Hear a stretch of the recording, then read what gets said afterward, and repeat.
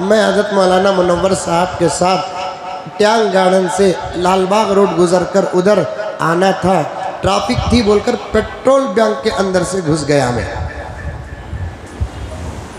ये इतना हिस्सा पेट्रोल बैंक का था, तो ऐसा जाकर ऐसा आने के बजाय इधर से घुस गया मैं। तुम्हारा इतना मैं भी मेरे तुम्हें बोलकर हर वक्त बोलते हैं, आज मैं तुम्हारा बोलता हूं। घुसकर उधर आते ही मेरे पीठ में हजरत हाथ रखकर बोले, बड़े थे फिर भी अदब देखिए, मोहब्बत। मौलाना एक बात बोलता हूँ, बुरा नहीं समझते ना आप? नहीं हजरत, बोलो हजरत, क्या किस्सा? ज़र्रा रुकाओ मौलाना गाड़ी। मैं रुका दिया गाड़ी। आज भी फतवे पर नहीं तकवे पर अमल करने वाले आज भी हैं, जिनके सदक़े में दुनिया का निज़ाम जारी है, वरना हमें बर्बाद हो जाते, अजाब हमारे ऊपर आ जाता। मौलाना रुको बोले, मैं रुक गया तो मौलाना बोले, ये पेट्रोल बैंक के अंदर से आए ना। अल्लाह व बरकातहू।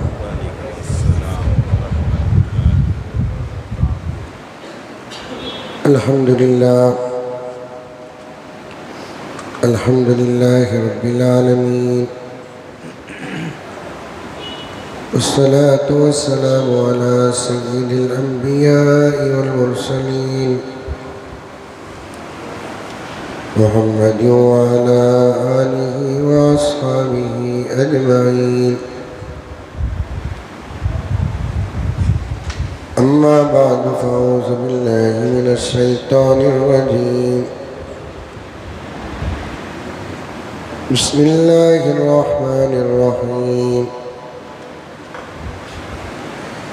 या अय्युहल्लज़ीना आमनु उदख़ुलू फ़िस्सिल्मि काफ़्फ़ा वला तत्तबिऊ ख़ुतवातिश शैतान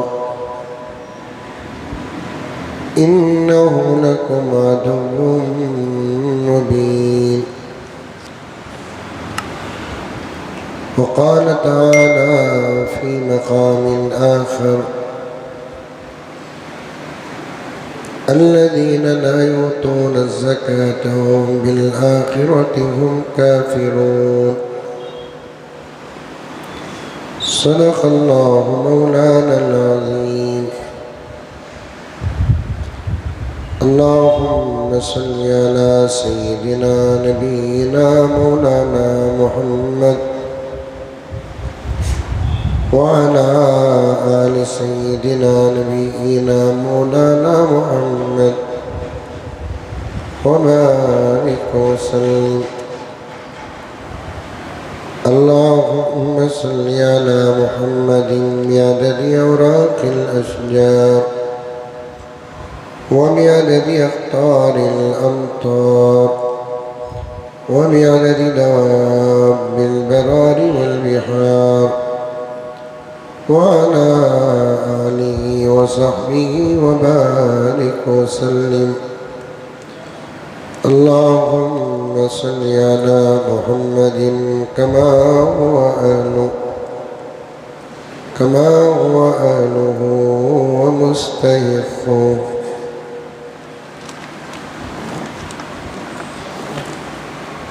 मुअज़्ज़िज़ सामीन, पूरी मोहब्बत के साथ, शौक़ के साथ, उल्फत के साथ, प्यार के साथ, अदब के साथ, एहतराम के साथ, इखलास के साथ, दिल की गहराई से एक मरतबा दरूद शरीफ पढ़ लें।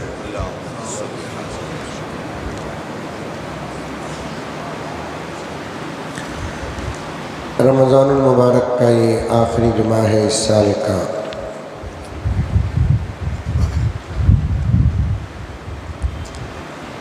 आम तौर पर लोगों के ज़ुबान में रमज़ान के आखिरी जुमे को जुमातुल विदा भी कहते हैं। बाज़ इलाक़ों में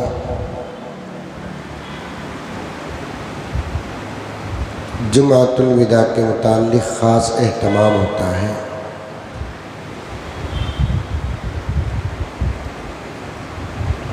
मसले के रूह से इसका कोई सबूत नहीं है।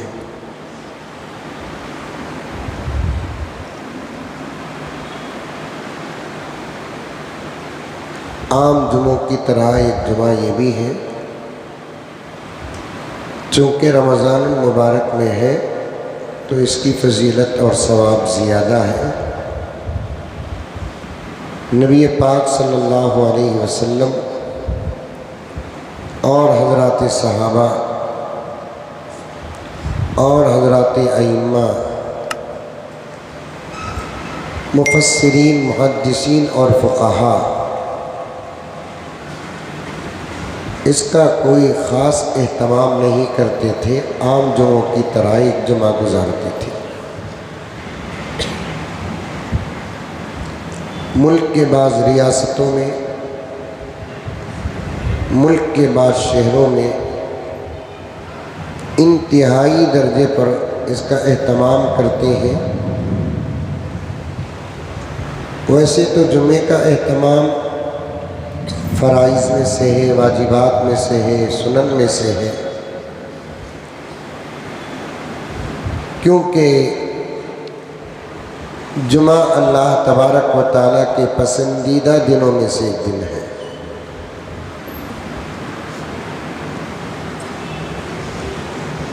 रिवायत में आता है कि अल्लाह तबारक व तआला आदम अलैहिस्सलाम को जुमे के दिन पैदा किया। आदम अलैहिस्सलाम को ज़मीन में जुमे के दिन पैदा भेजा। क़यामत आएगी तो इंशाअल्लाह ताला जुमे के दिन आएगी।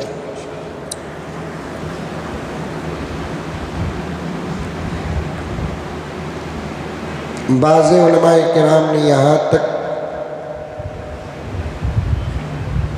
खूबसूरत बहस की, लैलतुल क़द्र अफजल है कि जुमा अफजल है।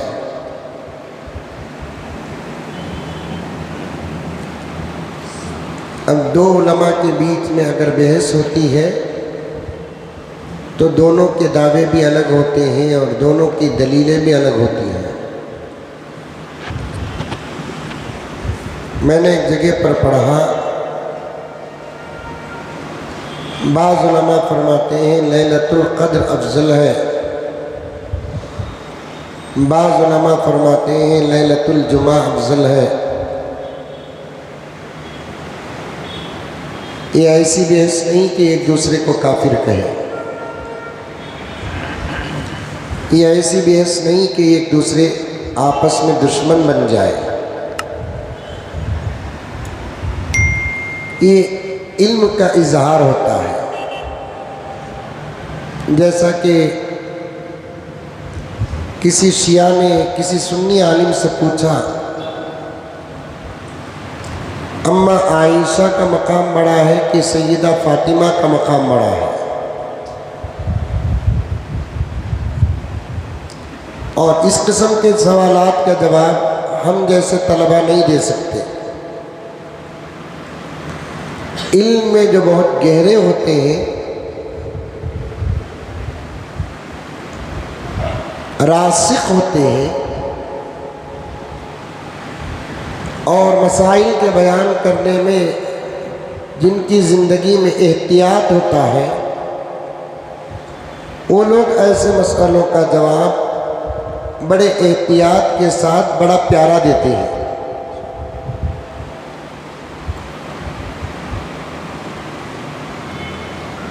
अगर आयशा अफजल बोल दे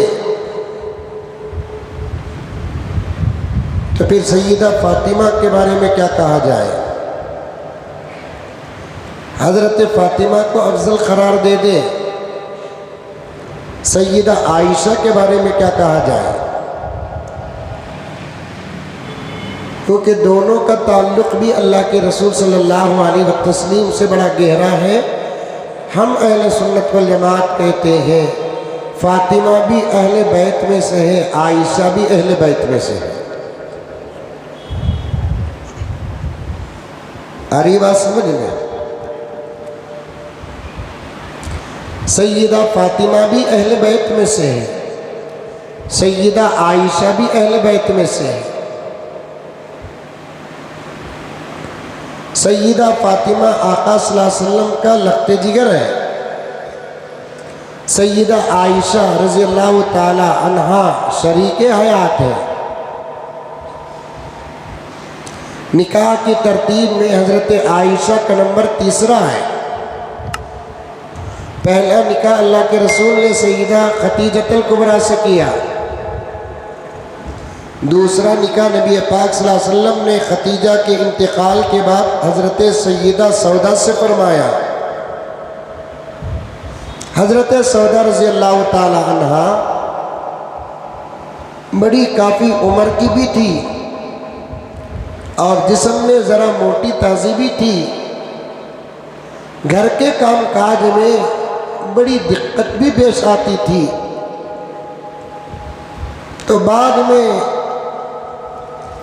आसमान से आया हुक्म कि हज़रत आयशा से निकाह करो, बल्कि हमने निकाह कर दिया है।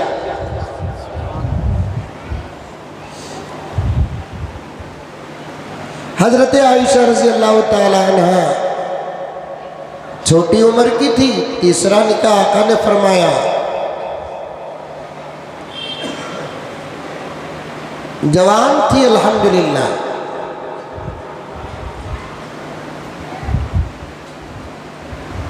और शरीके हयात।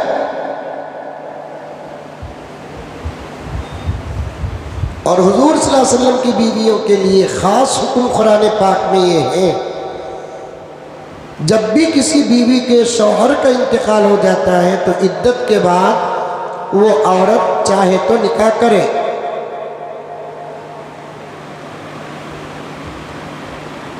अगर अपने आप पर भरोसा नहीं रहता तो उसके लिए निकाह करना अच्छा है।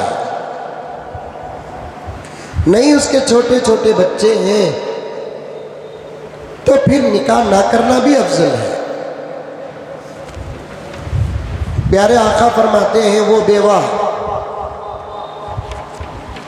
जो सिर्फ अपने मासूम बच्चों की जिम्मेदारी के लिए दूसरे निकाह की कुर्बानी देकर बच्चों की तालीम और तरबियत में अपनी ज़िंदगी सर्फ कर देती है, अल्लाह तबारक व ताला अर्श के साए में जगह अता फरमाते हैं।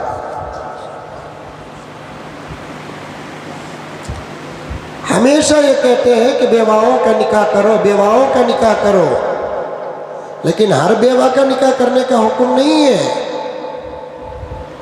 कुछ बेवाओं की जिम्मेदारी में बच्चे भी रहते हैं तो उन बेवाओं को चाहिए कि अपने बच्चों की जिम्मेदारी का हक अदा कर दे।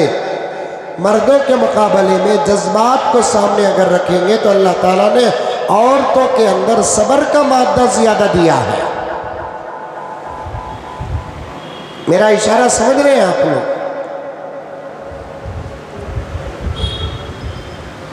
हज़रत आयशा शरीके हयात है। हुजूर की तमाम बीवियां अहले बैत में दाखिल हैं। शिया कहते हैं सिर्फ हज़रत फ़ातिमा और फ़ातिमा की औलाद और हज़रत अली अहले बैत में है। यह उनकी कम इल्मी की दलील है। अहले बैत का मतलब क्या? अरबी में अहल कहते हैं वाले को। किसे बोलते? वाले। बैत कहते हैं घर को। अब तर्जुमा को मिलाओ, अरे मिलाओ, घर वाले। ये अकल भी मानती नहीं, बीवी घर से बाहर हो जाए और बच्चे घर वाले हो जाए।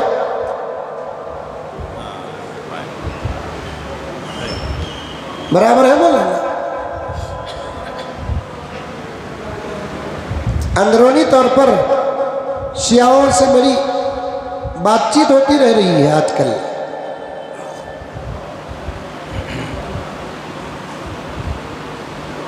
बच्चे घर वाले हो, वो बच्चे जिनसे पैदा हुए वो घर वाले ना हो।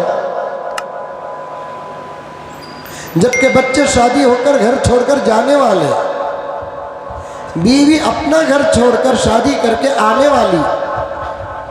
बच्चे शरीके हयात नहीं, बीवी और शौहर शरीके हयात।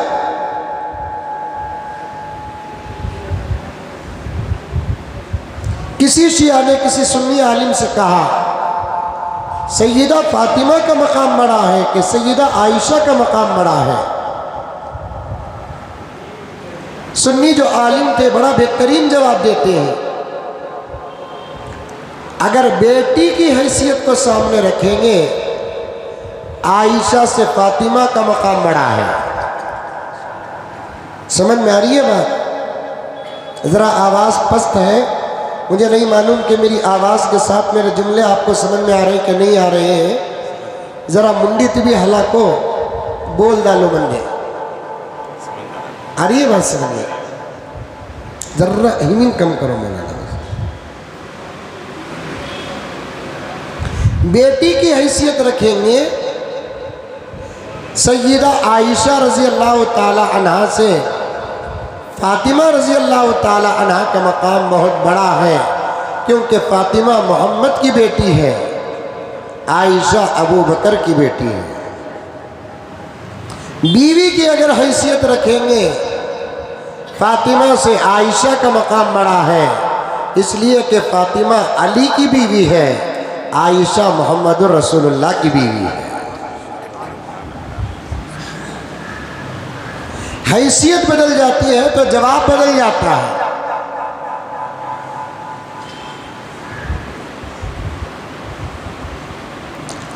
लैलतुल क़द्र अफजल है कि लैलतुल जुमा अफजल है? किसी ने कहा लैलतुल क़द्र अफजल है, किसी ने कहा लैलतुल जुमा अफजल है। ये वो इख्तिलाफ है जिसमें लड़ने की ज़रूरत नहीं।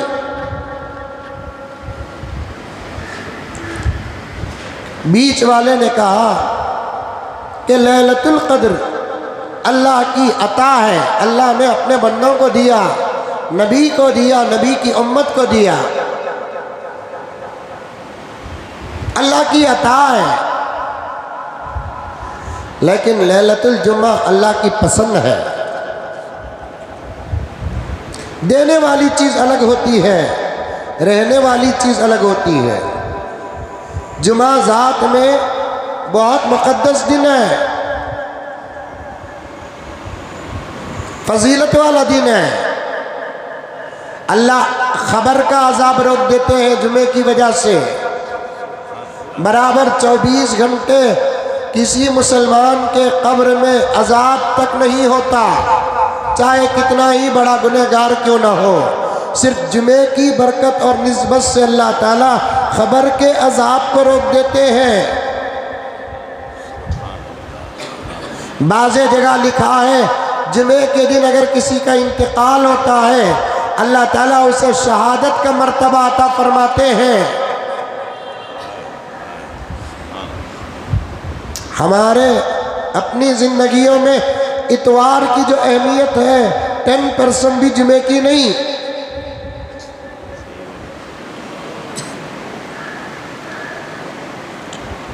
जुमा हमारे लिए एक रस्मी दिन बन गया, 2 रकात के नमाज का दिन बन गया, घर के अंदर बिरयानी पकाने का दिन बन गया, गोश्त खाने का दिन बन गया। अब तो मुझे यहाँ तक बातें मालूम हो रही हैं, जुमे के दिन एक ज़माना घरों में अच्छा पकता था, अब वो भी ख़त्म हो गया। जुमे को कई को इतवार को पका लेंगे। घर में मर्द बनत नहीं रहते जुम्मे को, क्या जंगल चले जाते हैं? रात को तो आएंगे ना। पकाने का वक्त का एतबार है, खाने के वक्त का एतबार नहीं। पकाओ जुमे को, खाओ रात को। क्या क्या बातें बताना पड़ता है। मुहर्रम में रोज़ा रहते हैं 10वीं तारीख को, रोज़े के बीच में तो खा नहीं सकते ना, लेकिन दिन के रोज़े के वक्त में अच्छा पका लो। रात को मगरिब के बाद तारीख बदल जाती है, 10 के बजाय 11 हो जाती है, फिर भी रात का दस्तरखान अच्छे तरीके से बिछाकर खाते हैं। अब ये खाने के मुरगन ग़िज़ाएँ और बेहतरीन ग़िज़ाओं की निस्बत दिन के पकाने से होता है। जुमे का एहतमाम करो। सिर्फ रमज़ानुल मुबारक के आखिरी जुमे का एहतमाम नहीं है, कहीं भी साबित नहीं, इशारा तक नहीं। गौर कर कर देखेंगे, इज्तिहाद करेंगे, तब भी नतीजा निकलता नहीं। हाँ, रमज़ानुल मुबारक में 4 जुमे आए के 5 जुमे आए, दूसरे महीनों के जुमों के मुकाबले में रमज़ान के जुमों का सवाब बढ़ जाता है, क्योंकि एक फ़र्ज का सवाब 70 फ़र्ज के बराबर है, एक नफिल का सवाब फ़र्ज के बराबर है। गुज़िश्ता जुमा मैंने इसकी तहक़ीक़ और मिसालें पेश की तो रमज़ानुल मुबारक का एक जुमा 70 जुमे के बराबर है। लेकिन इसका वो एहतमाम करना जो बाज़ मुल्कों में होता है, बाज़ रियासतों में होता है, बाज़ मसलकों में होता है, रमज़ानुल मुबारक का आखिरी जुमा ख़ास एहतमाम के साथ जो मनाते हैं, मनाओ एहतमाम के साथ, अच्छे कपड़े पहनो, अच्छा पकाओ, इफ्तार के बाद खाओ, सहरी अच्छी खाओ, सदक़ात करो, कसरत से दुरूद पढ़ो, कसरत से ज़िक्र करो, देना दिलाना रखो, इबादतों में इजाफा करो, वो अलग बात है। लेकिन इसे ख़ास अहमियत दूसरे रमज़ान के जुमों के मुकाबले में देने का न हुजूर से साबित है, न सहाबा से साबित है, न अइम्मा से साबित है, न औलिया से साबित है, न किताबों के अंदर लिखा है, न इशारा है, न क़ियास है।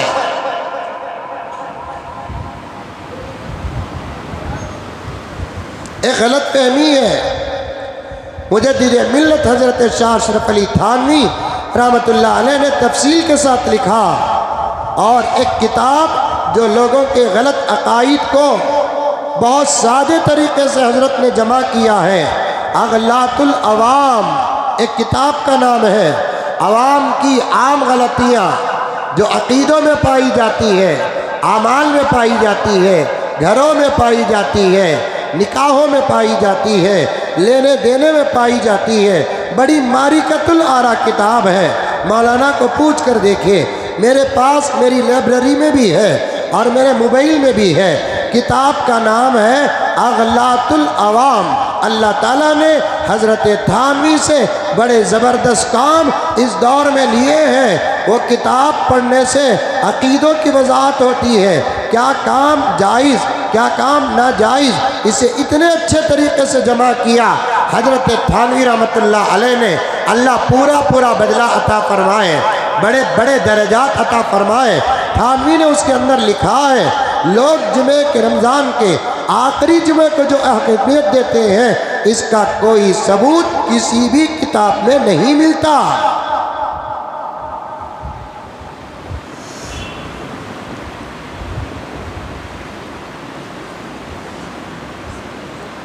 लेकिन लोग ख़ास अहमियत देते हैं। कल ही एक साहब पूछ रहे थे कि मौलाना कल रमज़ान का आखिरी जुमा है नहीं। मैं बोला देखो भी मेरे नज़दीक तो आखिरी जुमा है, तुम्हारे नज़दीक और एक जुम्मा रहा तो आधा मंजी दो क्या? नहीं हजरत, वो नहीं पूछ रहा मैं, आखिरी जुमा तो है, इसकी क्या फजीलत है हजरत? मैंने कहा कि पहले जुमे की फजीलत मालूम करो। रात ताक़रात थी, आज देखिए क्या हाल है।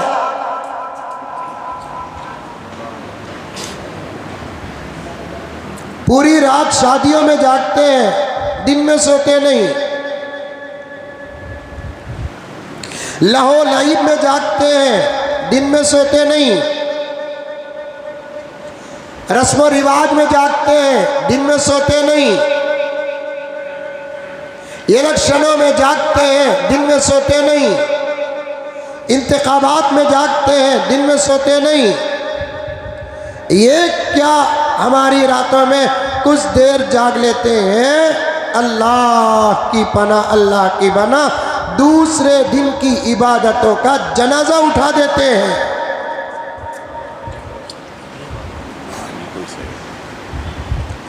ताक रातों में जागना नफिल इबादत है। जुमे का एहतमाम फराइज में से है। फर्ज की अदा करने की अगर ताकत ना हो या फर्ज के अदा करने में खतरा हो तो बेहतर है कि नफिल इबादतों को छोड़ दे। नफिल इबादतों के एहतमाम में फराइज को ज़ाय मत करो। मुस्तहब आमाल के एहतमाम में फराइज को ज़ाय मत करो। फिर भी बजा है, बेहतर है। और मस्जिदों का क्या हाल है, वल्लाहु आलम बिस्सवाब। हजरत उमर का मिजाज था फजर की नमाज में हाजिरी लेने का। दरअसल सा नबी पाक सल्लल्लाहु अलैहि वसल्लम की सुन्नत है फजर की नमाज में हाजिरी। हमारी मस्जिद उमर फारूक के इहाते में जितनी मस्जिदें आती हैं, इहाते का मतलब क्या, रमज़ान का चंदा मस्जिद उमर फारूक के जिम्मेदार जिन घरों को जाकर लेते हैं वो तमाम घर मस्जिद से जुड़ जाते हैं। और मस्जिद के जिम्मेदार रमज़ानुल मुबारक में ख़ास तौर पर जहाँ जाकर चंदा लेते हैं वो तमाम घर अपने मोहल्ले में जुड़ जाते हैं। कम से कम चंदा लेते वक्त जिम्मेदारा इतना तो सोच लेते। एक मस्जिद को नहीं कहता, तमाम मस्जिद के जिम्मेदारों को चंदे के वक्त एक छोटी सी दावत और तबलीग कर देते।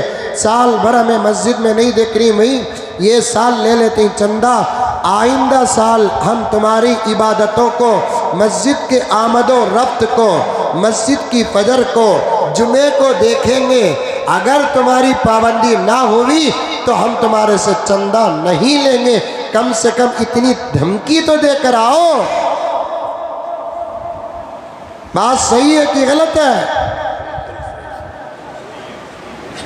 मसाजिद के जिम्मेदारों को सिर्फ इनकमिंग पर नजर रहती है। आया तो बस।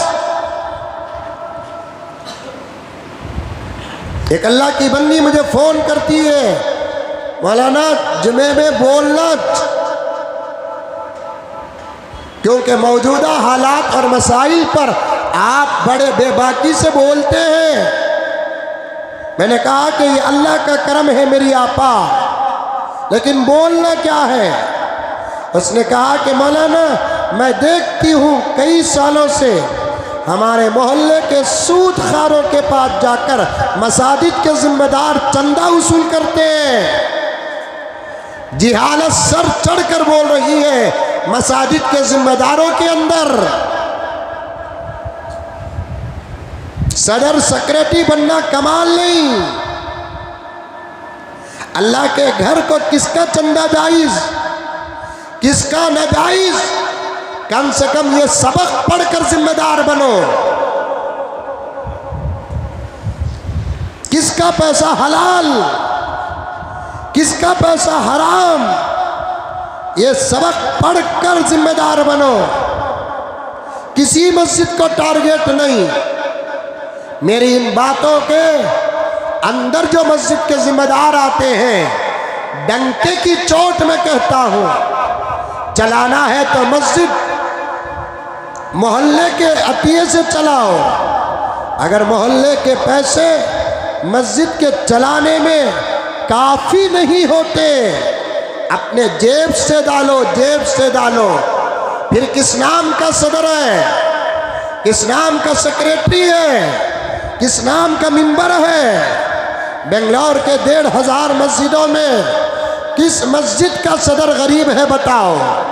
किस मस्जिद का सेक्रेटरी गरीब है बताओ? कमेटी के जिम्मेदार बनाते हैं मालदारों को। और महबूब साहब, मैं पूरे चैलेंज के साथ कहता हूं कि अगर मस्जिदों के जिम्मेदारान मिलकर आपस में अपनी तरफ से अल्लाह के घर को अपना पैसा लगाकर मस्जिद चलाएं, इंशाअल्लाह ताला अल्लाह का कोई घर बाहर के चंदों का मोहताज नहीं होगा। बोलो सुभान अल्लाह।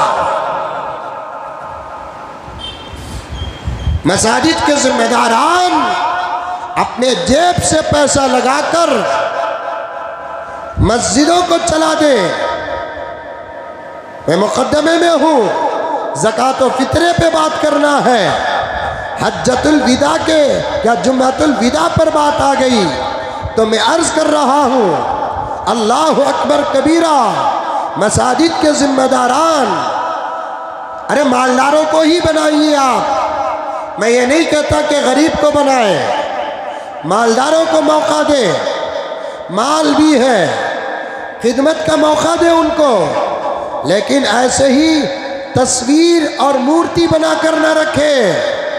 मस्जिद का उसूल बनाए, मदरसे का उसूल बनाए, खानखाहों का उसूल बनाए, इदारों का उसूल बनाए, तंजीमों का उसूल बनाए, तहरीकों का उसूल बनाए, अंजुमनों का उसूल बनाए। एक जगह एक बैतुल माल की इफ्तिताह को जाना हुआ, शानदार इफ्तिताह हुआ। मुझे आकर जिम्मेदारान कहने लगे, मौलाना बैतुल माल को मजबूत करने के बारे में आप खुलकर बोलिए। लेकिन जब मैं खुलकर बोला, बयान के बाद एक जिम्मेदार भी मिला नहीं। कौम से उसूल करके बैतुल माल चलाते हो, कौम से उसूल करके बैतुल मालों को चलाना दूसरा नंबर लगता है। बैतुल माल के जिम्मेदारान खुद अपना पैसा ज़्यादा से ज़्यादा बैतुल मालों को लगाए। कोई सदर 25,000 रुपये, सेक्रेटरी 20,000 रुपये, हर मेंबर 10,000 रुपये, 5,000 रुपये, 25-30 मेंबरान और 25-20 जिम्मेदारान मिलकर अगर माहाना पैसा इकट्ठा कर लेंगे, आधा मसला बैतुल मालों का हल हो जाएगा। देने वाली कौम आज देती नहीं, मालदार ज़कात अदा करते नहीं, सदक़ात देते नहीं। इसीलिए तो आज हमारे माहौल में बड़ी बड़ी परेशानियां आ पड़ी हैं, बड़ी बड़ी बीमारियों में शिकार हैं। आज अगर अल्लाह के नाम पर सेहत के आलम में, सेहत के औकात में अल्लाह के रास्ते में पैसा खर्च नहीं करेंगे, अल्लाह तबारक व तआला छोटे दर्द को भी इतना बड़ा बना देगा, अस्पताल को जाकर आते हुए लाखों का खर्च हो जाएगा। ये पैगंबर का फरमान है, किताबों की बात है। सामने बैठे हुए आईना सुनने वाले जितने हैं, सबके सब कान खोल कर सुनो। ज़कात बराबर अदा करो, रोज़ाना के सदक़ात निकालो, अपने जेब से निकालने की आदत डालो। माँ का सदका निकालो, बाप का सदका निकालो, बीवी का सदका निकालो, बच्चों का सदका निकालो, दुकान का सदका निकालो, घर का सदका निकालो, गाड़ियों का सदका निकालो, बिजनेस का सदका निकालो। चाहे हर एक आदमी के तरफ से 2 रुपये सही, 1 रुपया सही, 5 रुपये सही, 10 रुपये सही, इसी को ईमान कहते हैं। कल या परसों भी मैंने कहा था, ईमान किसे कहते हैं? निकलता है तो कम नज़र आता है, लेकिन अंदर कहता है ज़्यादा हो रहा है। निकालते नहीं ना, अभी तक ज़कात बराबर नहीं निकली, ज़कात नहीं निकली अभी तक। अल्लाह अकबर कबीरा। आऊँगा मैं इंशाअल्लाह ताला। पैसे वसूल करते हैं ना। उस आपा ने कहा, हजरत मैं देख रही हूँ, मैं 4-5 ऐसे हजरात को जानती और देखती हूँ जो हमारे मोहल्ले में महीने का सूद नहीं, घंटों का सूद लेते हैं। मुसलमान सूद में मुब्तला है। ऐसे ज़माने में कुएं सूखेंगे नहीं तो और क्या होंगे, बोर नहीं सूखेंगे तो और क्या होंगे। अल्लाह बारिशों को बंद नहीं करेगा तो और क्या करेगा। लोग कहते हैं हजरत बारिश आज नहीं हो रहे हैं, कई को मौलवी साहबा सलातुल इस्तिस्का नहीं पढ़ रहे हैं, बारिश नहीं होती तो फिर उसकी भी एक नमाज शरीयत में है। उस नमाज का नाम है सलातुल इस्तिस्का। मैंने कहा कि पढ़ना ज़रूर है, पहले मुहासबा ज़रूरी है, बाद में अमल। मुहासबा किसे कहते हैं? अपने आमाल पर नज़र डालें, आमाल पर नज़र डालें। अगर आमाल ख़राब है, रोज़ नमाज पढ़े, खतरा भी नहीं बरसेगा। आमाल ख़राब है, औलिया नमाज पढ़े, खतरा भी नाजिल नहीं होगा। पहले मुहासबा, बाद में अमल। मूसा के ज़माने में बारिश नहीं हुई, मूसा सलातुल इस्तिस्का को अदा करने के लिए अपनी उम्मत को लेकर मैदान में गए। हर नबी के दौर में सलातुल इस्तिस्का थी। मूसा अलैहिस्सलाम नमाज पढ़ना चाहते थे। अल्लाह ने हज़रत मूसा से कहा, मूसा तुम नमाज पढ़कर दुआ भी करोगे, बारिश नहीं बरसाएंगे हम, इसलिए कि इस मजमे में एक गुनहगार है जिसकी वजह से हमने बादलों का दरवाज़ा बंद कर दिया, बारिश का दरवाज़ा बंद कर दिया। मूसा साहिबे किताब, नबी, रसूल, जलीलुल कद्र पैगंबर अपनी उम्मत के साथ सलातुल इस्तिस्का पढ़ने के लिए आ रहे हैं। अल्लाह का हुक्म नाजिल हो गया, मूसा तुम नमाज पढ़ोगे, तुम्हारी दुआ भी हम कबूल नहीं करेंगे। मजलिस में एक गुनहगार है, पहले गुनाहों से तौबा कराओ ताकि वो भी तौबा कर ले।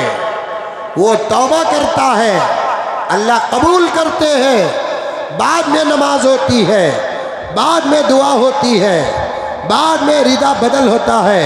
उसके बाद अल्लाह तबारक व तआला बारिश का फैसला करते हैं। आज हमारे कुएं क्यों सूख रहे हैं? आज हमारे बोर क्यों सूख रहे हैं? आज हुकूमत पानी बचाने की बात क्यों कर रही है? आज आसमान से बारिश क्यों नहीं बरस रही है? आज आसमान से बादल के दरवाजे क्यों बंद हो गए?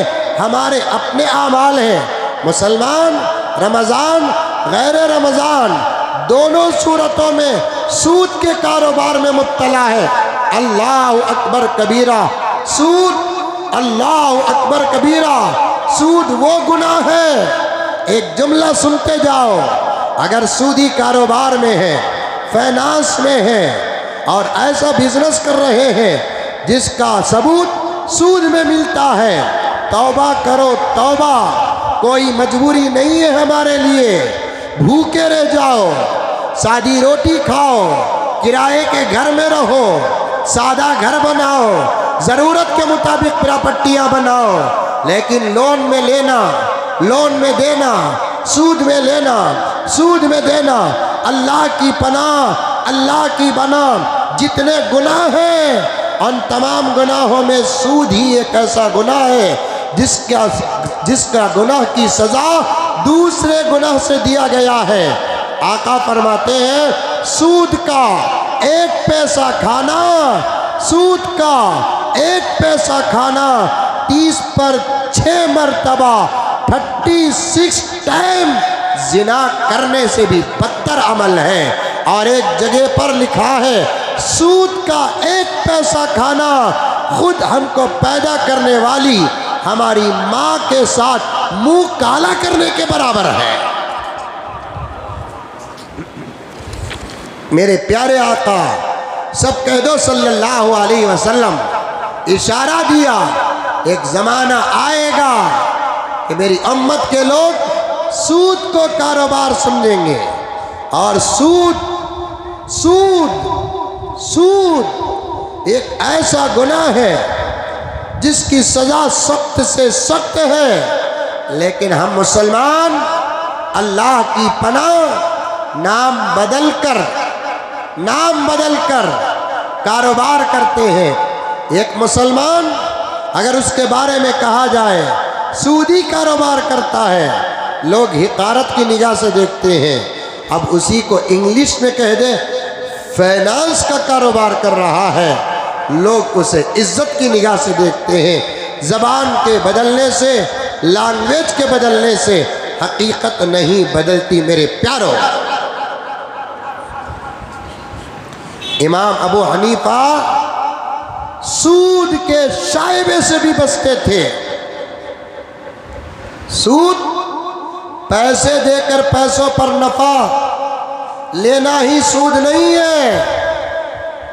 दो चार बातें सुन लो, दो चार बातें सुन लो, बात आ गई। अर्ज करता चलूं, कभी किसी जुमा पूरा उन्वान सूद का बनाऊंगा।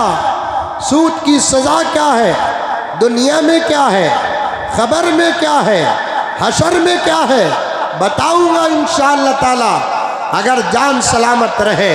लेकिन आज सुन लो, सूद अल्लाह की पनाह, अल्लाह की पनाह। अल्लाह तबारक व तआला कुरान में कहता है, नमाज छोड़ने वाले को कहता है सजा दूंगा, रोज़ा छोड़ने वाले को कहता है सजा दूंगा, ज़कात छोड़ने वाले को कहता है सजा दूंगा, हज छोड़ने वाले को कहता है सजा दूंगा, झूठ बोलने वाले को कहता है सजा दूंगा, जिना करने वाले को कहता है सजा दूंगा। लेकिन कोई बंदा अल्लाह न करे सूदी कारोबार करता है, अल्लाह ये नहीं कहता मैं उसे सजा दूंगा, बल्कि कहता है मैं उससे डायरेक्ट लड़ूंगा।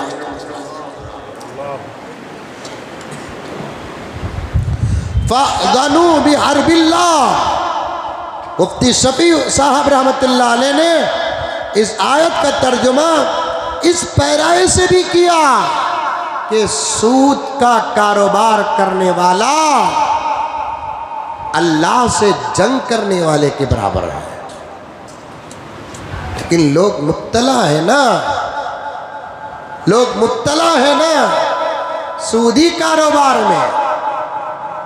महीनों का सूद, सालों का सूद, सूद पर सूद, हफ्तों का सूद, घंटों का सूद चल रहा है, घंटों का सूद। इमाम अबू हनीफा रहमतुल्लाह अलैह की एहतियात, फतवा व तकवा सुनो। पैसे देकर पैसे, एक मसला बताता हूं सुनो। सूद के मसले में, सूद किसे बोलते? मैं खर्च 100 रुपये, मैं भी नहीं बोलना चाहता भाई, क्योंकि इस मिसाल में मैं क्यों शामिल हो जाऊं। एक आदमी को 100 रुपये कर्ज देता है इस शर्त पर कि वापस करते हुए तुम 100 रुपये नहीं 110 रुपये देंगे।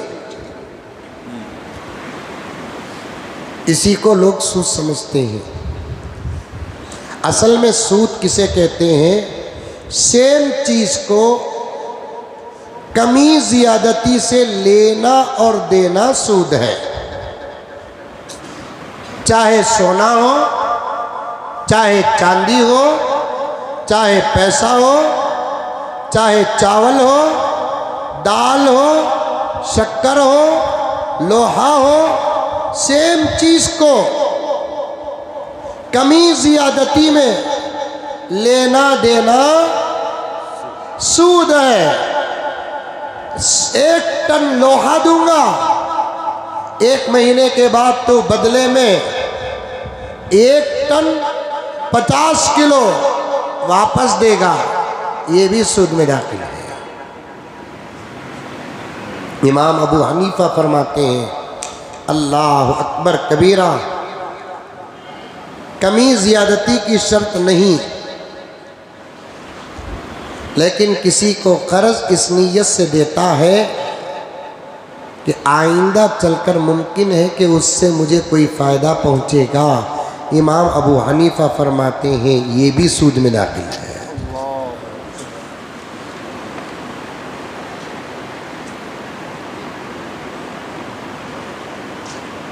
ये भी सूद में दाखिल है।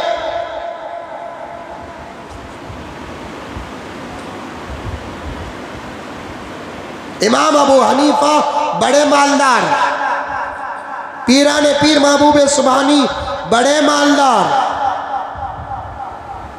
इमाम मालिक बड़े मालदार, अल्लाह बड़ी दौलत दिया। इमाम अबू हनीफा को कपड़ों का व्यापार करते थे, तेल का व्यापार करते थे, जबरदस्त कारोबार हजरत इमाम अबू हनीफा का, लेन देन चलता था। एक आदमी इमाम अबू हनीफा के पास कर्ज लिया, हजरत कर्ज दिए। कर्ज लेना भी जायज़, कर्ज देना भी वाजिब, जायज़ नहीं है। कर्ज लेना जायज़, वापस करना जायज़ नहीं, वाजिब। हमें कर्ज लिए तो मोबाइल का नंबर ही बदल डालते।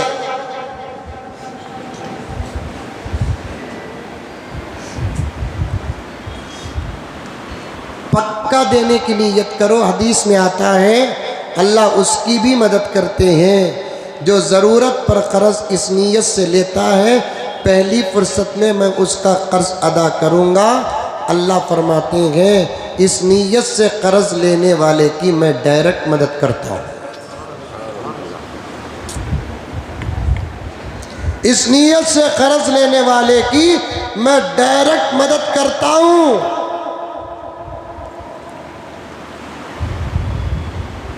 और सबसे पहले कर्ज अदा करना, कर्ज अदा करना। 1 लाख रुपए अगर हमारे पास है, ज़कात 1 लाख रुपए पे नहीं, हमें किसे देना कर्ज, उसे पहले लेस कर को बचत के पैसों पे ज़कात वाजिब है। ज़कात के साथ कर्ज की अहमियत मालूम होती है। यहाँ देने वालों का देन बाकी है, हज्जा पर हज्जा कर रही। देने वालों का देन बाकी है, उम्रों पर उम्रे कर रहे। देने वालों का देन बाकी है, घरा पर घरा बना रहे। देने वालों का देन बाकी है, लोगों को दिखाने के लिए यतीमों बेवाओं को पैसे बांट रहे हैं। जाहिल है, जाहिल। बात खुल रही है। गला फंस होकर भी आज सोचा तकरीबन 1:45-2 बजे बयान खत्म करेंगे बोलकर, पता नहीं वो तुम्हें कौन से नींबुआ ले लेकर आ रही।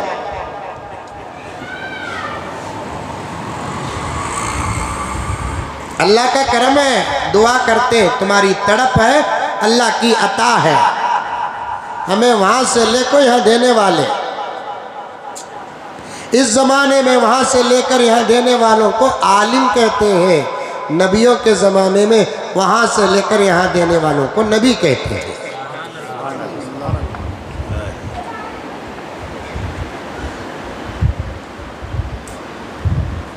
देने वालों का देन बाकी है,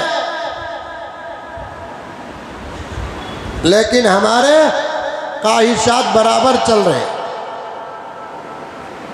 गाड़ियां ले रही दे रही, देने वाले के सामने 90 गाड़ी ले लगा को खड़ा था, लिया सर है पटे,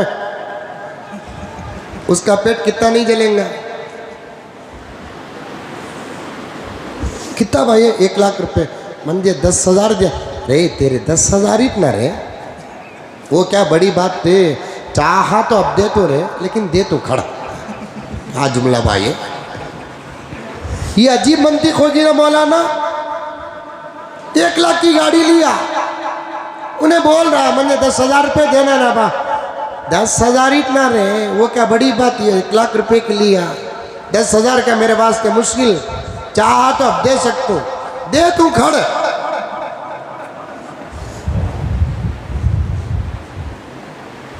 कर्ज बाकी रखकर अगर मर जाते सहाबा, हमें नहीं, हमें नहीं,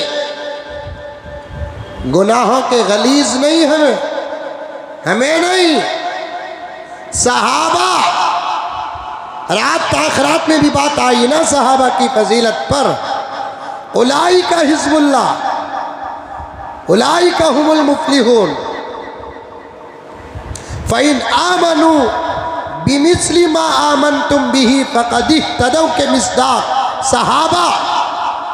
अगर सहाबा में कोई सहाबी क़र्ज़ लेकर दिए बग़ैर इंतकाल हो जाता, नबी के होते हुए सहाबा के जनाजे की नमाज कोई नहीं पढ़ाते थे, लेकिन जनाजे के करीब नबी जाकर ये नहीं पूछते थे नमाज़ा बराबर पढ़ता था क्या, ये नहीं पूछते थे रोज़े बराबर रखता था क्या, ये नहीं पूछते थे ज़कात दिया क्या इन्हें, हज करया क्या इन्हें, उम्रा करया क्या इन्हें, ये नहीं पूछते थे। लेकिन जनाजे की नमाज पढ़ाने से पहले ज़रूर पूछते थे इन्हें किसी को कर्ज देना था क्या।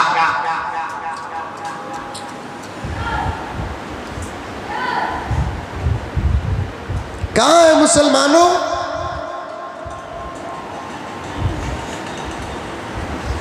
सहाबी के जनाजे के सामने नबी ये पहले पूछते इन्हें किसे तो भी कर्ज देना था क्या। अगर कहते हाँ या रसूल अल्लाह ये मकरूज है, आका क्या बोलते, तुम में से कोई जनाजा पढ़ा दो, मैं नहीं पढ़ाऊंगा।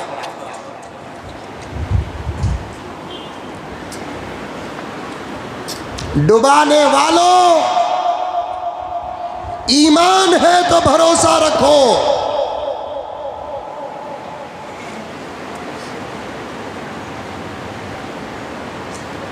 यकीन करो इन बातों को।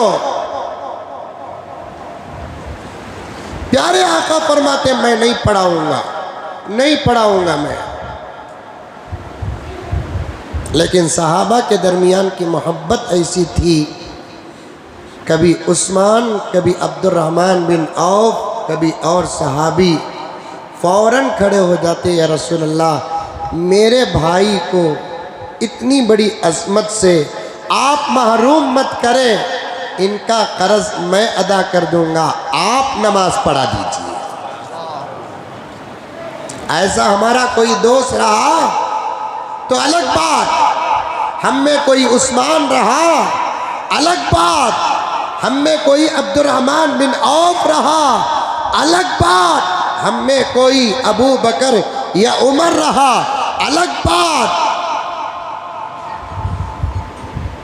हम में कोई ऐसा नहीं, कब्रिस्तान से नमाज पढ़ने को जाने वाले दोस्त हमारे,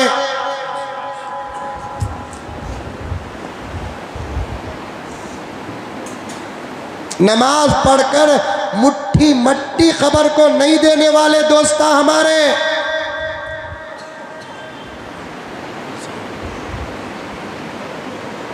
गीबतों के माहौल में मैयतों को नहीं छोड़ने वाले दोस्त हमारे,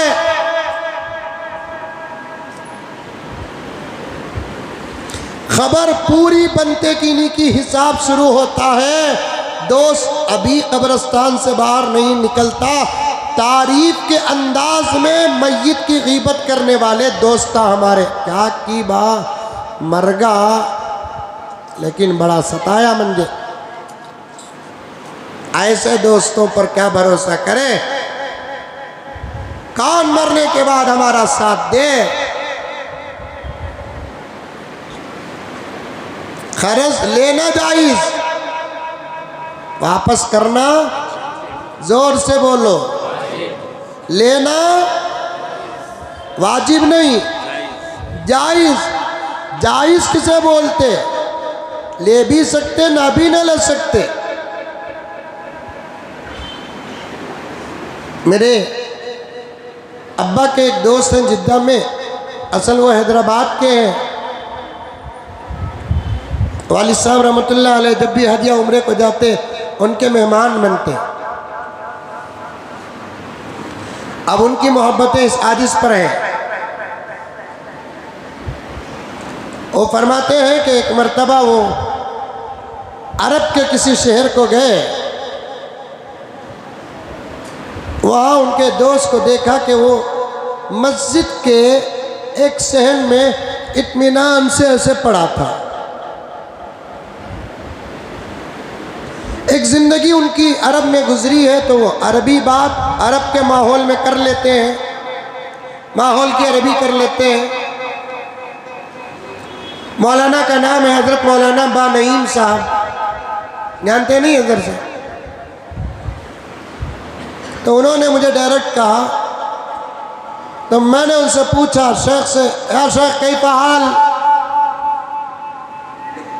दोस्त को पूछा अरबी से कैसे, तो उस अरबी ने जवाब दिया अल्हम्दुलिल्लाह मा अलैया दैन, अल्लाह का फजल मेरे ऊपर किसका भी खर्च नहीं है।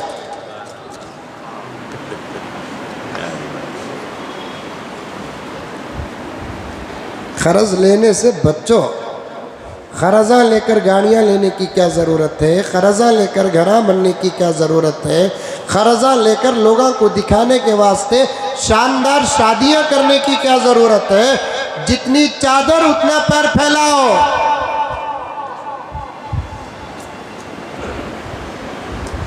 अगर 100 साल की ज़िंदगी की गारंटी रही तो फिर लियो, बीच में 25-30 साल रहे तो लेकर अदा करने का मौका है तो लो, मौत की कोई गारंटी नहीं।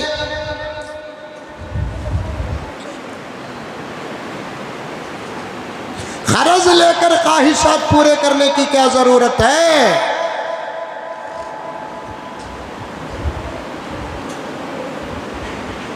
जरूरत पर खर्च लेना जायज़ है, मेरे नबी लेते थे, और वापस करना जायज़ नहीं, वाजिब। और प्यारे आका सल्लल्लाहु अलैहि वसल्लम फरमाते हैं ज़रूरतमंद को ज़रूरत के वक्त खर्च देना फ्री सदका करने से भी ज़्यादा सवाब है।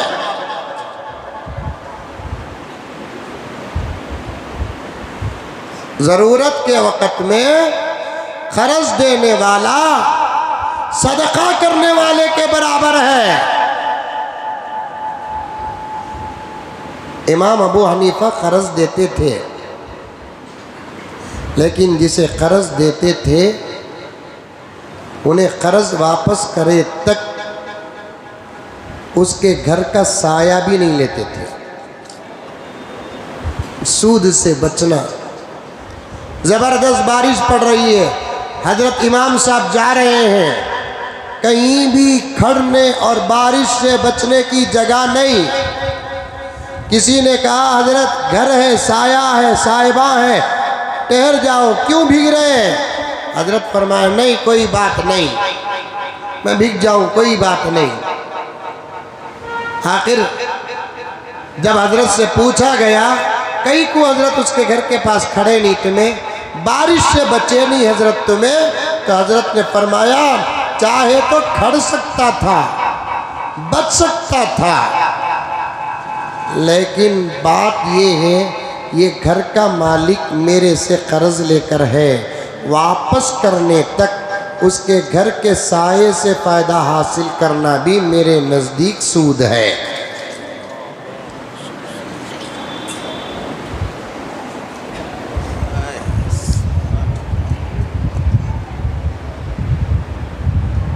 वापस करने तक कर्ज लेने वाले से किसी भी किस्म का फ़ायदा हासिल करना सूद में दाखिल इमाम अबू हनीफा का तक़वा।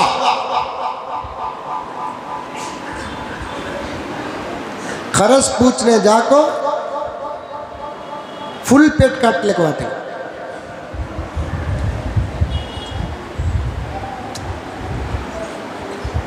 और भी बहुत कुछ होता है, लेकिन अब मैं क्यों बोलूं, क्योंकि बहुत सारी बातें हैं, वक्त भी बहुत कम है, और भी मुझे प्रोग्राम को जाना है, तबीयत का भी मसला है। सूद से बचो। और मालूम है कि ये आदमी सूदी कारोबार में मुब्तला है, इससे बचना तक़वा नहीं फतवा है, इसका खाना नहीं। लेवल का रहा तो सांप बोलो नहीं खा सकता सांप तुम्हारा। तुम्हारे बारे में हमें सुने ही तुम्हें सूदी कारोबार करते ही कहते। अब उसका जवाब इन्हें क्या देता मालूम, मैं कर रहा हूं बोलकर कौन बोला सो सामने खड़ा हो जी कि कहते उसे डालने का इरादा रहता है इसे। एक आदमी दो आदमी बोले तो डाउट कर सकते, पूरा इलाका बोल रहा है सूदी कारोबार कर रहा है इन्हें। अब गवाहों को क्या पेश करना, क्या सुप्रीम कोर्ट है या हाई कोर्ट है या अदालत उज़्मा है या दारुल क़ज़ा है। कारोबार कर रहा है तो तौबा कर, नहीं कर रहा है तो ज़मानत दे। अल्लाह की कसम मौलाना मैं नहीं करता, अल्लाह की कसम, अल्लाह के अलावा तो किसी की कसम नहीं खाना ना, नहीं खाना। फिर भी मैं वसीक़े के लिए बोल रहा हूँ, कहाँ नहीं माँ की कसम खाया। सामने वाले आदमी को इत्मीनान दिलाने के लिए माँ की कसम खा ले, सामने वाले आदमी को इत्मीनान दिलाने के लिए बच्चों की कसम खा ले। जब तो हक पर रहता है माँ की कसम खाने डरता नहीं, हक पर रहता है। बाप की कसम खाने डरता नहीं, हक पर रहता है। बच्चों की कसम खाने तैयार नहीं। यहाँ तू क्यों माँ की कसम नहीं खाता, यहाँ क्यों बाप की कसम नहीं खाता, यहाँ क्यों बच्चों की कसम नहीं खाता।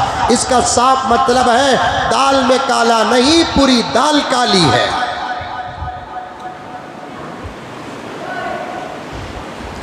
ताकरात में इंशाल्लाह बात आ गई तो वो तमाम बातें नोट्स हैं, बताऊंगा आपके सामने।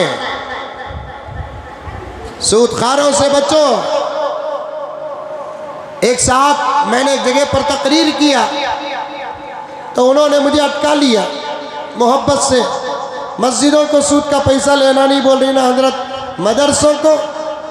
मैंने कहा कि मदरसों को जायज़ है। परेशान होंगे, तुम्हें मौली साहब कैसा नहीं कैसा तुम्हारे मतलब के फतवे निकाल लेते। देखो उल्टा जुल्म कितना है हमारे ऊपर। मतलब के फतवे क्या शरीयत हमारे बाप की है? गुंजाइश है तो निकालते हैं रास्ता, गुंजाइश नहीं तो नहीं। असल में नाजायज पैसा जिसका है उसको वापस करना। इसीलिए फुक़हा ने फरमाया करोड़पति है, मसला गौर से सुनो, करोड़पति है लेकिन उसका पैसा हराम का है तो उस पर ज़कात वाजिब नहीं है।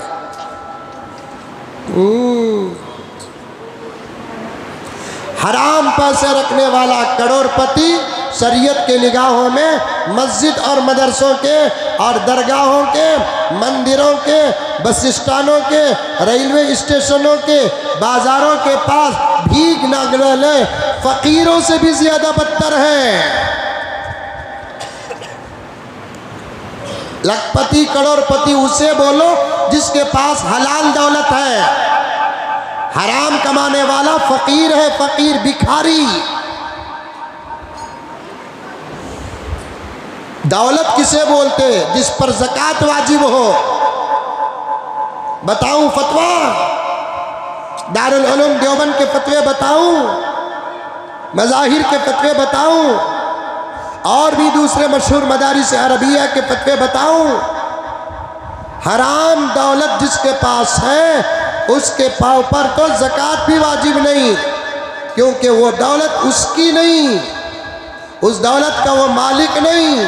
100 करोड़ रुपए अगर किसी के पास हराम की पैसे हो तब भी वो मालिक निसाब नहीं बनता, बल्कि उसे चाहिए कि जिनको धोखा देकर पैसा कमाया है उनको वो पैसा वापस करे। वापस करना अगर मुश्किल है, नहीं वापस करता। जिनको धोखा दिया वो आदमी मालूम नहीं है, उसका खानदान नहीं मालूम, उसका कबीला नहीं मालूम, उसका एड्रेस नहीं मालूम, तो फुक़हा फरमाते हैं बग़ैर सवाब की नीयत के वो हराम पैसा तमाम गुरबा में, मसाकीन में, फ़ुक़रा में तक़सीम कर दे। हराम पैसा सदका करते वक्त अल्लाह का कोई मुसलमान बंदा नऊज़ बिल्लाह हराम पैसा सदका करते वक्त खुदा का बंदा खुदा न खास्ता सवाब की नीयत करता है तो बजाय ज़कात अदा होने के उसका ईमान ख़त्म हो जाता है।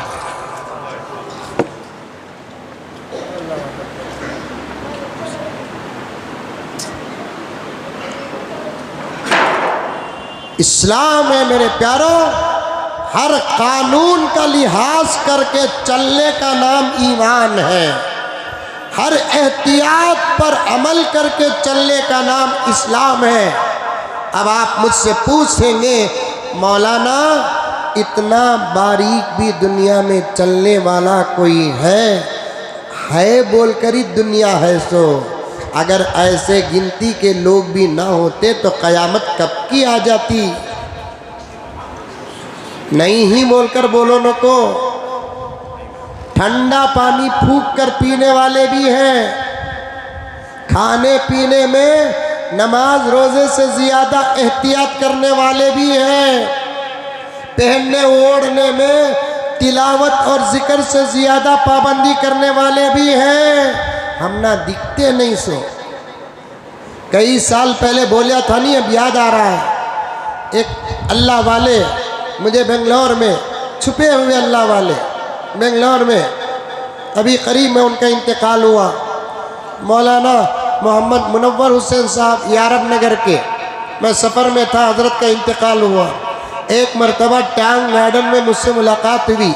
हज़रत जा रहे थे, मैं भी जा रहा था। अब मैं हज़रत को देखते ही गाड़ी रोककर सलाम करके मुसाफा किया और मैं पूछा हज़रत कहाँ जा रहे हैं, मैं आपकी खिदमत कर दूं और छोड़ दूं।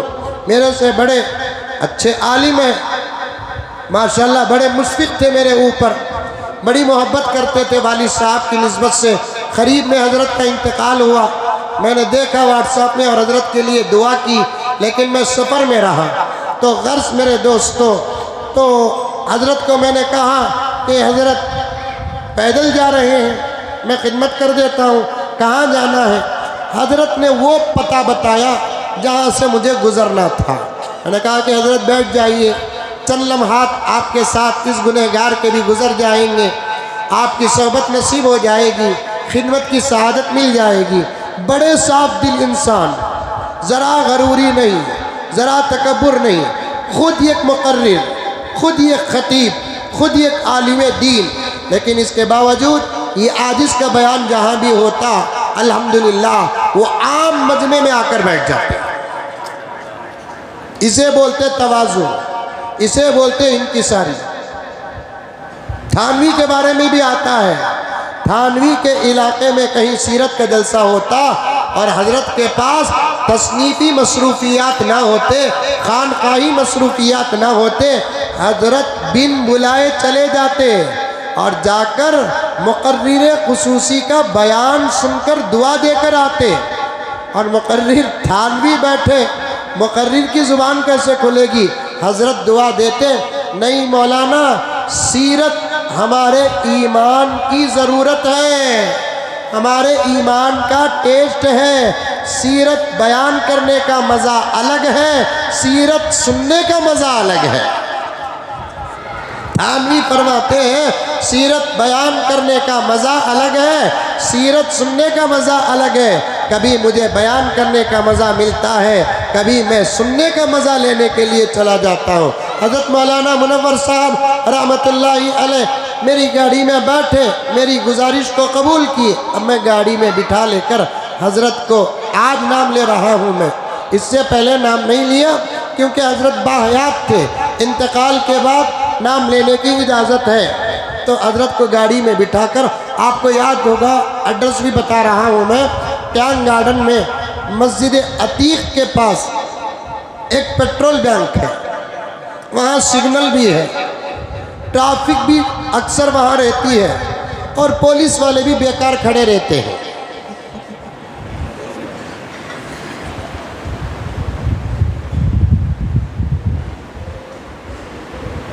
तो मैंने क्या किया कि ट्रैफिक रहने की वजह से बजाय रोड से गुजरकर लेफ्ट लेने के लालबाग की तरफ की रास्ता आना था, लालबाग को नहीं, लालबाग की तरफ। बचपन में कभी देखा तो देखा रहूँगा लालबाग, याद तो है, थोड़ा बहुत छोटा था। अब उन्हें लालिच है कि पीला है कि मालूम नहीं। अब रमज़ान के बाद बासी खुतबे को पूरे पूरे पूरे मुसलमाना रोज़ा बर्बाद करने के लिए जिस जगह का इंतखाब करते हैं उसका नाम लाल बाग है। बासी बिरयानी, बासी जामुना, समझ में आई बातें, घर के डब्बे डबालियाँ सबको बुला ले को की कहते रमज़ान की थकान उतारते सो कहते घुगुआ कौन से वैसी इबादता कर डाले बोलकर चुन खाने की जरूरत आई सो। कौन सी वैसी इबादत कर डाले साहब। जुमला सख्त होगा, माफ फरमा दे, जाते जाते भी रमजान थूक कर जाएगा हमारे ऊपर।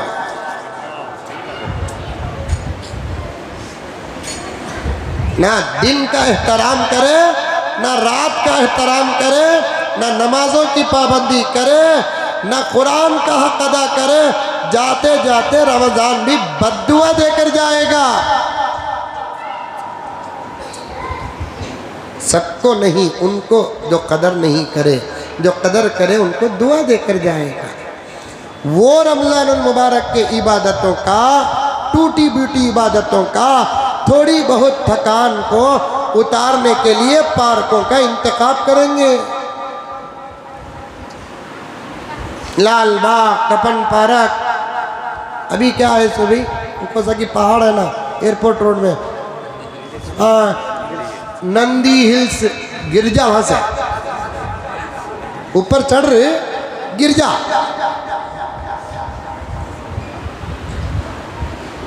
औरतों को बुला लेकर, जवान बच्चियों को बुला लेकर, सजाकर, सवार कर, मेकअप करके, बाजे घरों के बारे में तो मुझे यहाँ तक रिपोर्ट आई ईद के दिन उतना अच्छा नहीं पहनते जितना बासी खुतबे को पहनते हैं।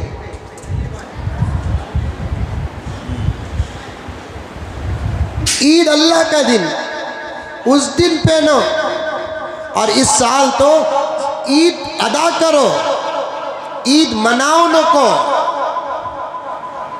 इस साल ईद अदा करो, ईद ज्यादा मनाओ न को। सादा सीधा पका लियो, सादा सीधा पहन लियो, ईद की नमाज पढ़ो, घर को जाओ, ज़्यादा शोर नहीं। क्यों? इसलिए कि ईद के दिन हमारे चेहरों में फ़लस्तीन का असर हो, हमारे कपड़ों में फ़लस्तीन का असर हो। कहाँ गया मुसलमानों दर्द, कहाँ गया हमारा रहम। जैसे वहाँ के हालात की खबरें हमारे तक पहुँचती है, हमारी खुशियों की तस्वीरें भी वहाँ तक पहुँचेगी। जवान बूढ़े औरतें न सही, फ़लस्तीन के मासूम बच्चे हमारे ज़र्क बर्क अंदाज को, ईद की खुशियों को, नाच गानों को, वाहियात को, लहो लईब को अपने किसी भाई के मोबाइल की तस्वीरों में देखकर ये सोचने पर मजबूर हो जाएंगे क्या ये हमारे मुसलमान भाई हैं?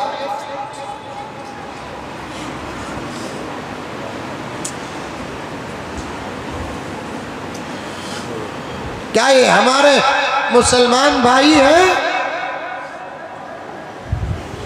हमारी ईद बेवगी में गुजर रही है, हमारी ईद यतीमी में गुजर रही है, हमारी ईद बगैर पलाऊ के गुजर रही है। कोई बात नहीं,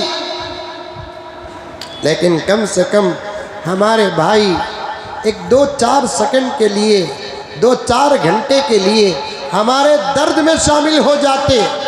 नहीं, इस साल ईद अदा करो। मैं नहीं कहता अच्छा ना खाओ, खाओ अच्छा, लेकिन बजाय 4 आइटम रखने के 2 रखो या 1 रखो बस। 4 जोड़े सिलाने के 1 सिला लियो बस। इसी को तो इस्लाम और मुसलमान कहते हैं। तुम्हारे दर्द में मैं शरीक होना, मेरे दर्द में तुम्हें शरीक होना, और वो भी फ़लस्तीन का दर्द। क्या बयान करे मेरे दोस्तों, क्या बयान करे। रास्तों की घास और पत्तों को काट कर, लाकर, धोकर, गलाकर सहरी वो इफ्तार में खा रहे हैं।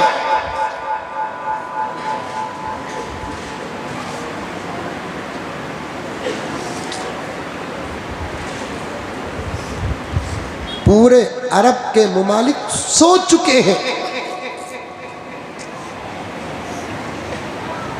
लंबे लंबे दावे करने वालों की जुबान गूंगी हो चुकी है।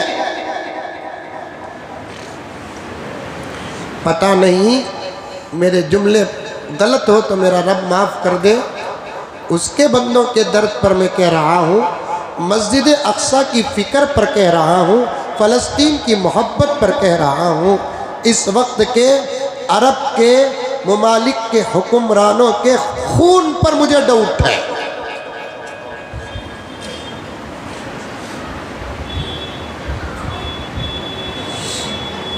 क्या वो खून अरब ही का है, या उनकी माओं ने अपने इज्जतों और अपने शौहरों के साथ बगावत की है?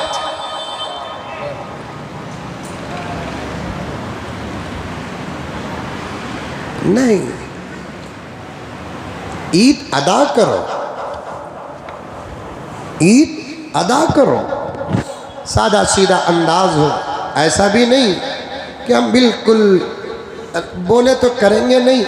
जो काम तुम्हें नहीं कर सकते और वो शरई 100% काम नहीं है तो उसे ज़्यादा बोलने की मुझे ज़रूरत भी नहीं है। लेकिन इतनी तो बात है कि अपनी खुशियों का टेम्परेचर ज़रा कम कर लो, डिग्री कम कर लो, खुशियों का मेयार ज़रा कम कर लो।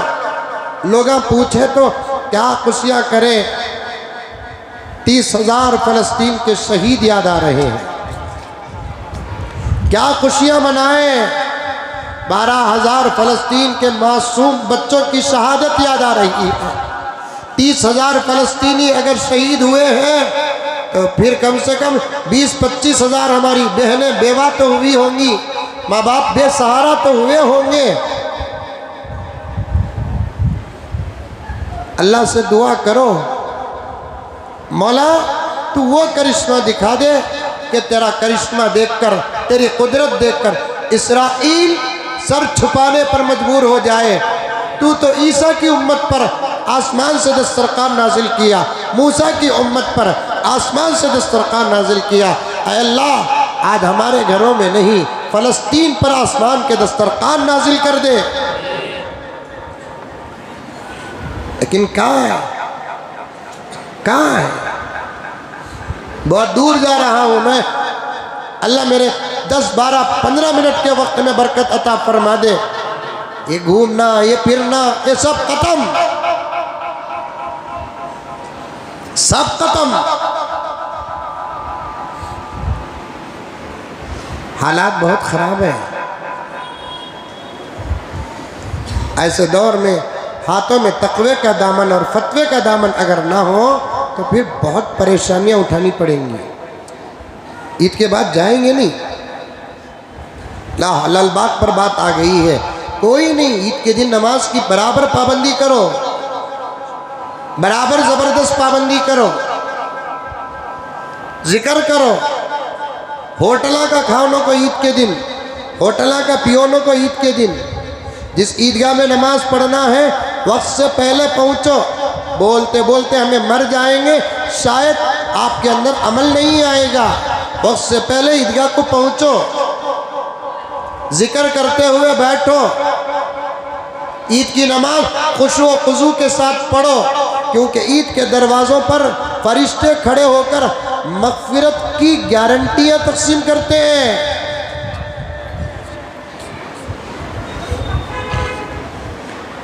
अभी से सदक़े फ़ित्र अदा करो, अभी से सदक़े फ़ित्र अदा करो। सदक़े फ़ित्र मामूली बात नहीं। प्यारे आका सल्लल्लाहु अलैहि वसल्लम फरमाते हैं सदक़े फ़ित्र बहुत अहम चीज़ है।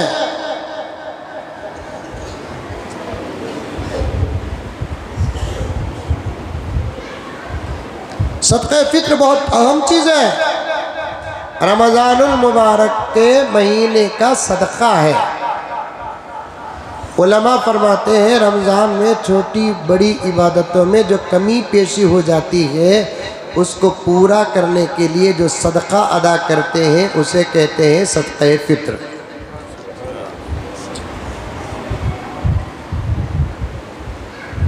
हज़रत अब्दुल्ला इब्ने अब्बास रज़ी अल्लाह ताला अन्हुमा फरमाते हैं रसूलुल्लाह सल्लल्लाहु अलैहि वसल्लम ने फरमाया रोज़ेदार पर सदक़े फित्र वाजिब है। क्यों? इसलिए कि उनके रोज़े में जो गैर ज़रूरी काम नहीं करना था वो हो गए। ये सदक़े से अल्लाह ताला वो छोटे मोटे गलत कामों को माफ़ कर देता है।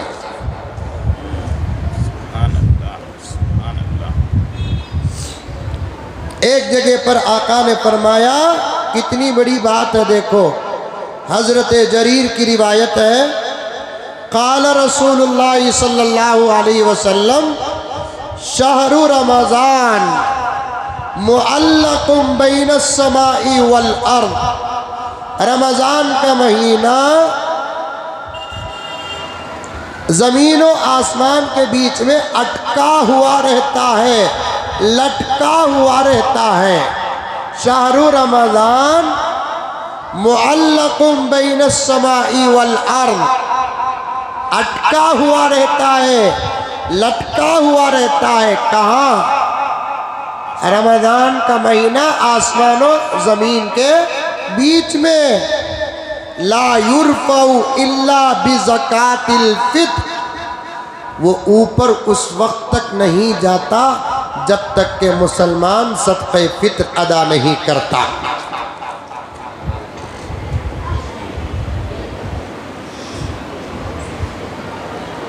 और एक रिवायत है दारे कुतनी की, अनिब्नी उमर रज़ी अल्लाहु अन्हुमा, उमर के बेटे अब्दुल्ला फरमाते हैं, क़ाल फरमाते हैं, फ़रज़ रसूलुल्लाह सल्लल्लाहु अलैहि वसल्लम, नबी ने मुकर्रर कर दिया, वाजिब कर दिया ज़कातल फित्री, सदक़े फित्र को। वक़ाल, और आका ने फरमाया, बड़ा अच्छा जुमला, अग़नूहुम फ़ी हाज़ल यौम, ईद के दिन गरीबों को अमीर बनाओ, उनके घर में भी ईद हो जाए, उनके घर में भी पुलाव बने, उनके घर में भी बिरयानी बने, जामुन बने, मीठे बने।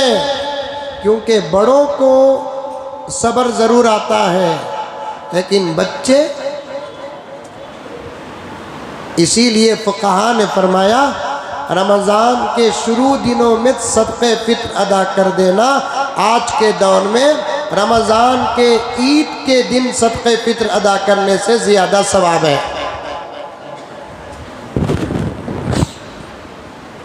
सबा ईद का तो आज फ़ोन करता, हज़रत सदक़े फित्र कब देना? सो मरगे के बाद।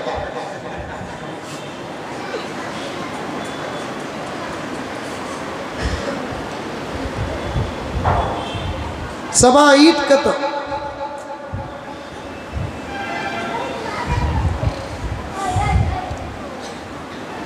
अब से तैयारी कर डालो ताकि तुम्हें सबा ईद का तो आज सदक़े फित्र के पैसे दे तो गरीब इंतज़ाम कब करेगा, कैसे करेगा?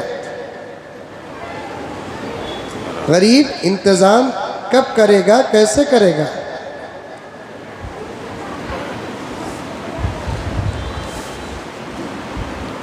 गरीब इंतज़ाम कब करेगा, कैसे करेगा? और ज़्यादा से ज़्यादा सदक़े फित्र दो। करोड़पति रहा तो भी घूम कुछ पकड़ लो है, करोड़पति रहा तो भी किसे पकड़ लो है, घूम कुछ पकड़ लो है। इस साल कितना हज़रत सदक़े फित्र इतना तो पक्की बात है, गए साल से ये साल 5% तो कीमत बढ़ी रहेंगी। अरे मुंडी तू भी हलाओ रे बाबा, इतना बोल को मेरा रोजा लग गया नहीं, तुम ना देखो मंजे लग रहा है। गए साल से इस साल 5% तो महंगाई बढ़ी रहेंगी। गए साल सदक़े फित्र 80 रुपये का, तो इस साल कितना रहेंगी? 80 पर 5, आइंदा साल 90। दुआ करो कि आइंदा साल 50 हो जाए। हुकूमत बदली तो इंशाल्लाह उतरेंगे। इनू उतरे तो रेट उतरता, इनू चढ़े तो रेट चढ़ता। समझ में आई बात है? 4 चीज़ों का जिक्र हदीस में आता है सदक़े फित्र में: गंदुम, गेहूँ, जौ, खजूर, किशमिश। किशमिश का तो मुनक्खा। अब ये आपसे मैं बात करना चाहता हूँ, पूछना चाहता हूँ, बोलते जाओ। कोई दुकान के साहब बैठे रहे तो वो आराम से बोल सकते हैं। 1 किलो गेहूं कितना? अरे बोलो भाई, नहीं मालूम? 1 किलो गेहूं कितना? 40 रुपये। 1 किलो जौ कितना?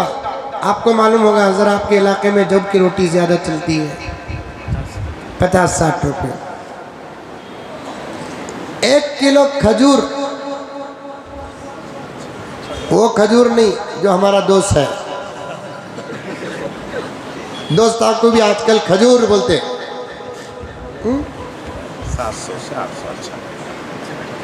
1 किलो अच्छा खजूर, कैलकुलेटर लाओ।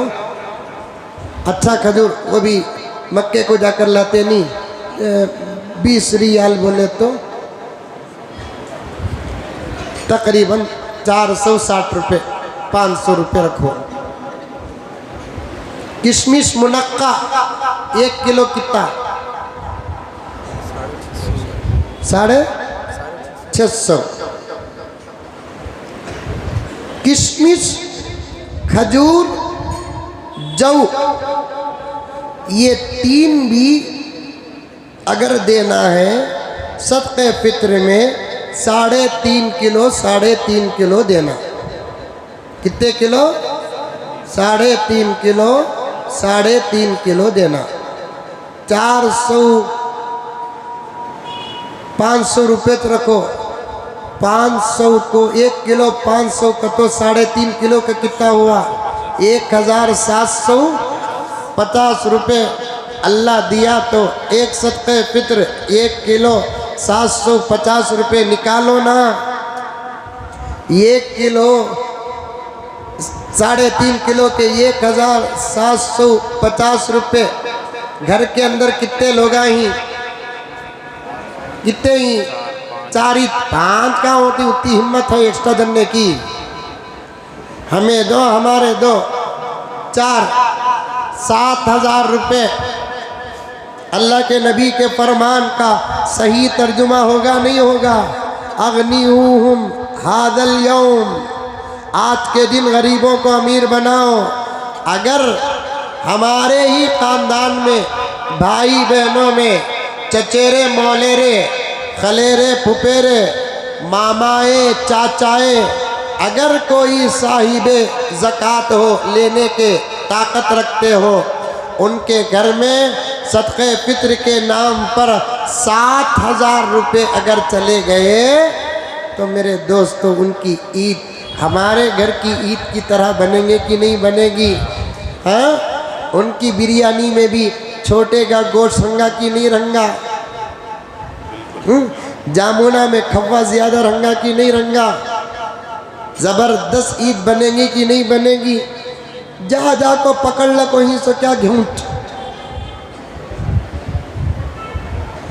रस्म में बेटी के होने वाले जवाई को सलामी देना का तो अच्छी से अच्छी देता, दोस्त को तोहफा देना का तो अच्छी से अच्छी चीज़ तोहफे में देता, गिफ्ट देना का तो अच्छे से अच्छा कवर ज़बरदस्त देता, लेकिन जो हमारे ऊपर के वाजिबात हैं वो अदा करने के लिए जब आता है तो लो डिग्री पर आते हैं, लो डिग्री पर आते हैं, लो डिग्री पर आते हैं। नहीं, कम से कम 100 रुपये तय कर ले को उससे ज़्यादा देने की कोशिश करो। करेंगे इंशाअल्लाह? कौन कौन करेंगे? हाथ उठाओ। माशाअल्लाह माशाअल्लाह। मैं तुम्हारे हाथ देखो, मैं सोच रहा हूँ मैं गरीब रहता तो कितना अच्छा रहता था बोलकर। अल्हम्दुलिल्लाह। देओ, खुशी से देओ, खुशी से देओ। ज़कात अदा करने वाले, सदक़े फित्र अदा करने वाले, सदक़ात अदा करने वाले ज़िंदगी भर कभी माली परेशानी में मुब्तला नहीं होते, नहीं होते प्यारो, नहीं होते। हाँ, कुछ लोग ऐसे ही कि जिनको पहले दिए तो वो पैसे भी खा ले को ईद उल फितर में परेशान रहते ही बोलकर बोले तो 2 दिन 3 दिन ही कहतो तब उनको दो पैसे की कहतो। ऐसे मुर्गे हमारे माहौल में ही ऐसे लोग ही ज़र्रा पहले दे डाले तो खा लेंगे ईद को। अल्लाह है, अब हमें कब बोले भी दूसरा है बोलकर। हर वक्त तो अल्लाह ही है। जब जिसके हाथ में पैसा टिकता नहीं उनको पैसा उस वक्त दो जिस वक्त वो पैसा इस्तेमाल कर सकते हैं, यही एहतियात है। लेकिन दो, खजूर भी लेकर दे सकते आप, किशमिश भी लेकर, मुनक्का भी लेकर दे सकते आप, जौ भी लेकर दे सकते आप, गेहूँ भी लेकर दे सकते आप। हमारे एक मौलाना गुजरे अभी करीब में इस साल, हज़रत मौलाना अतीकुर रहमान अरशद रशादी साहब रहमतुल्लाहि अलैह, उन्होंने सदक़े फित्र की एक बेहतरीन तावील नुक्ता बयान किया।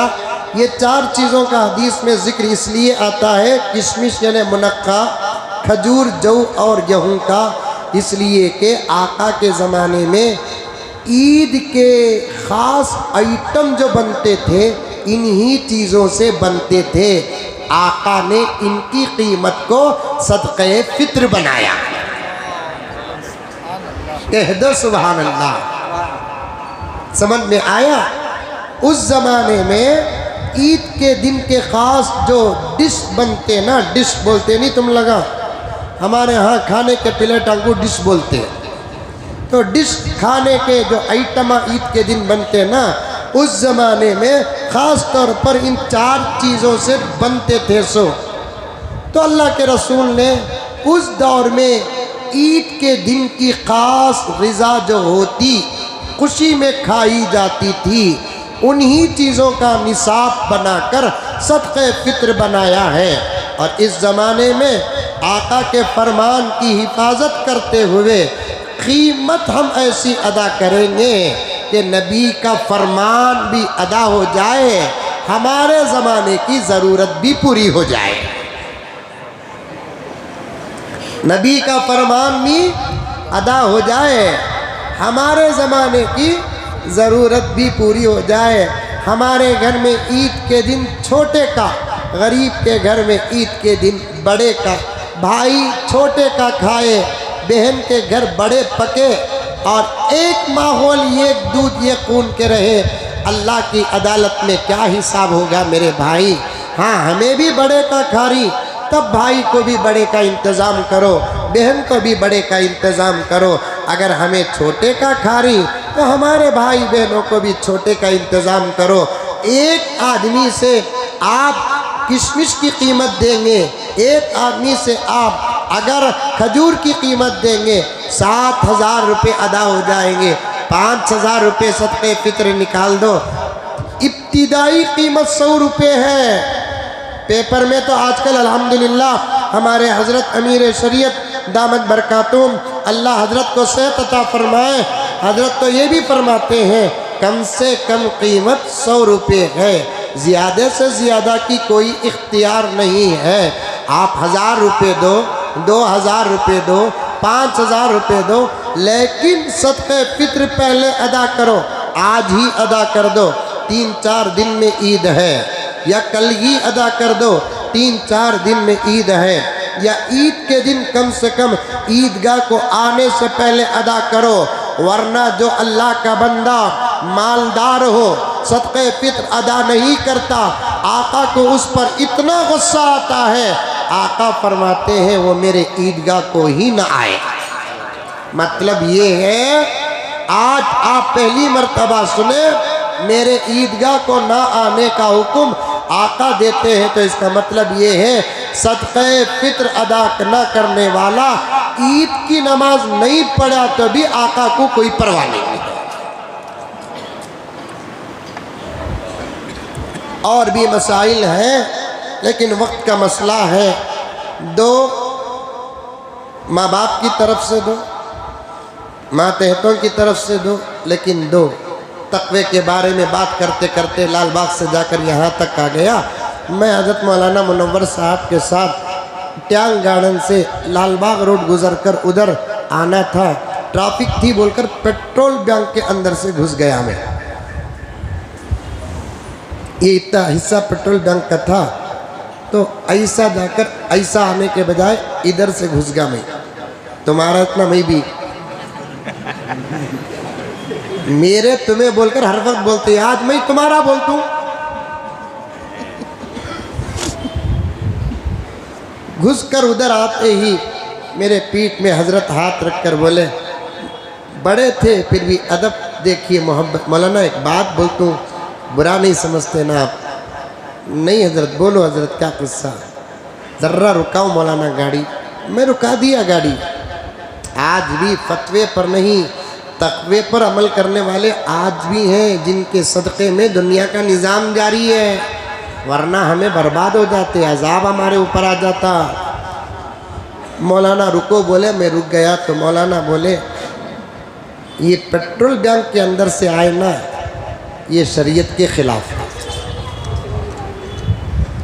क्योंकि जगह उसकी है, हम ना उसकी इजाज़त और उसकी ज़रूरत के बग़ैर आने की इजाज़त नहीं है। हमारा रास्ता ऐसा है, समझ में आ रहा है क्या बाबा? ऐसा है हमारा रास्ता, इधर से घुसकर आए। अब या तो हमें उससे जाकर माफ़ी मांगना, लेकिन मौका नहीं है, उन्हें हम ना माफ़ी मांगे तो दबाना समझेगा। क्या करना हजरत? वापस गुज़र को उधर से आ जाऊं क्या? तो फिर उन्होंने बोले मुस्कुराते हुए कि फिर डबल गलती हो जाएगी हमारी। तो फिर उन्होंने कहा कि मौलाना एक काम करेंगे कि जाकर पेट्रोल बैंक से हम 100 रुपये का पेट्रोल डालेंगे ताकि हमारा गुज़रना जायज़ बन जाएगा।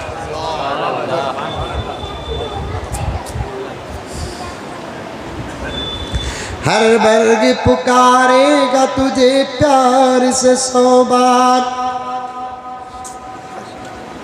दामन में उलझ कर तुझे रोकेंगे बहुत खार, दामन को बचाता हुआ खारों से गुजर जा,